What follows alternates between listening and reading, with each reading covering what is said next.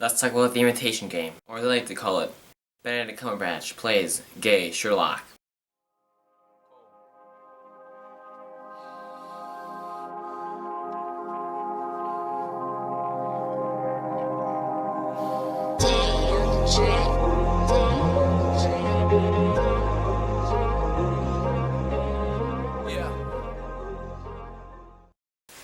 Plot summary. The plot summary of Imitation Game is Alan Turing, a genius man played by Benedict Cumberbach, is trying to crack the Enigma code by building a machine. That machine is the first computer, but it's called the Turing machine in this movie. That's the plot. And there's a lot more going on with Turing's character. Interesting, intriguing, and brilliantly written film.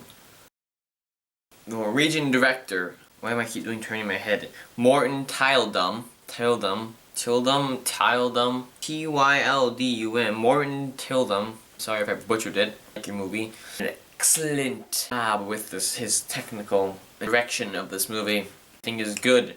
It's on par. Frame shots, period piece, which is what it is, I guess, in most period pieces, because it has one thing that films like Mr. Turner failed to have.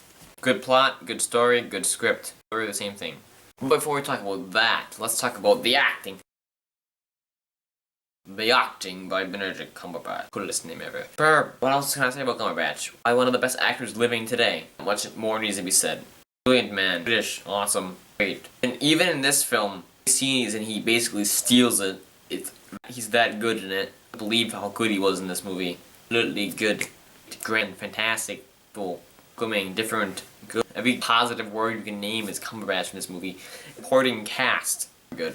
Brilliant man. British. Awesome. Great. And even in this film, scenes and he basically steals it. He's that good in it. I couldn't believe how good he was in this movie. Cumberbatch just delivers his performance of a deeply passionate man who just happens to be gay.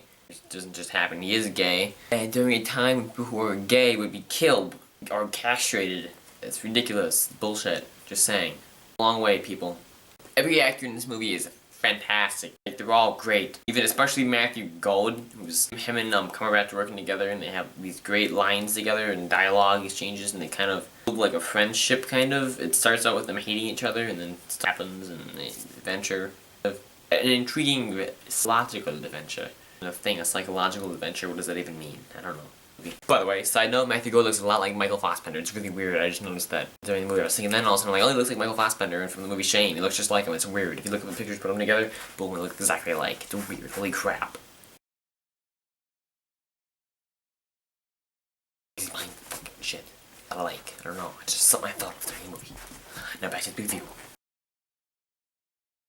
Let's talk about the script. The script, holy crap, the script is excellent in this movie. It's one of the best scripts this year, especially since it's often adapted work. I don't think it's like a fiction story, it's all true. And the script, it works. It makes the film even better than it already is. One of the good, it's good, great. Dialogue is believable, what else do you want in a biopic? See, Mr. Turner, have a believable script, not just babbling bullshit off. Be believable, then your film will work. Be good. Great movie. The dialogue. Dialogue is important in a movie. One of the most important things. If it's not believable or interesting, there will be no character development. Just have your character doing stuff. It has to be dialogue, and the dialogue has to help with the story, progress it. Saying things like exposition, it's not expressing the story, it's just saying your audience is stupid, so I'm gonna spoon feed you.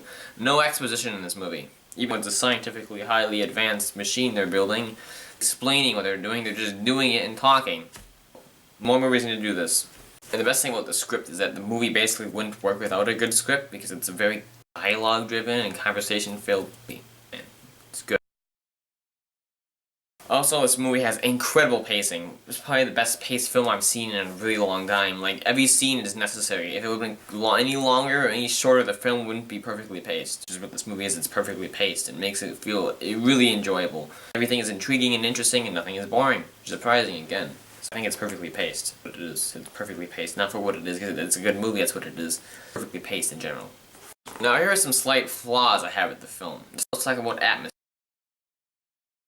Atmosphere, alright, so it isn't really a flaw, but I didn't really get immersed in the movie because of the atmosphere. There was no, like, music or anything to go with it, so I was just kind of, you know, like, you usually have, or, like, incredible set pieces. I mean, there's good costumes, but it wasn't amazing. Like, it needed to be, like, one more, like, One step, a bit something else, the atmosphere. More consistent tone, because there's some things that are just kind of inconsistent a little bit, like slightly, they kind of take you out of it, but mainly it's atmospheric. I mean, everything else, like the costumes and set pieces and sets, performances, all go into it, but like if they added soundtrack, I don't think there's really music, a lot of music in this movie.